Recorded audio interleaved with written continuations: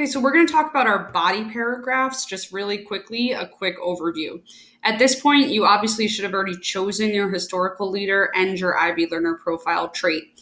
What you need to do in these body paragraph graphic organizer is just connect your historical leader to that trait, okay, with specific evidence. So, you're going to have to go back to this description of your leader. And let's just say, for an example, that you chose Socrates. You have 2 documents here that you can open up. These are the documents that you'll be getting your direct text evidence from for your historical leader paragraph. So let's say you're trying to say Socrates, was a risk taker or a communicator or an inquirer, whatever evidence backs that up. And you need to make sure you cite your source, right? So this would be according to Philosophy and Socrates.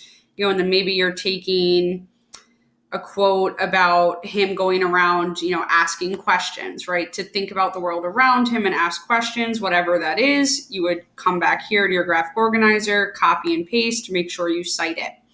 Your interpretations, which are a big part of your rubric, is your evidence and interpretations on thinking critically, rubric D. Your interpretations, connecting it back to how that evidence, makes Socrates or Augustus or whoever caring or a communicator or a risk taker, connecting it back to the IB Learner profile that you chose. Okay, so you need to do that for your historical leader. And again, this should really be a minimum of 6 sentences, but you can do 2-sentence interpretations to really add some detail to go above and beyond. Once you do your historical leader graphic organizer box, you have to do one on yourself. So this is the part connecting it to yourself. So, let's say you did communicator. Your evidence for yourself is obviously not going to be from a reading. If you look back at those project options at the models, you'll notice the evidence for yourself is just, I have shown this because I did blank in my life. So, maybe you chose caring, and maybe your evidence is, during quarantine, I've been helping to watch my younger siblings, right? That can be evidence. And then interpreting that, this has made me be more caring because I've had to help them, with their problems and be a better big brother, big sister, whatever it is. Maybe your IB Learner profile trait is communicator. And maybe your evidence is that you've been coming on to Google Meets with your teachers, communicating. Maybe you're doing reflective. Maybe you've been journaling about quarantine, about online learning, whatever it is.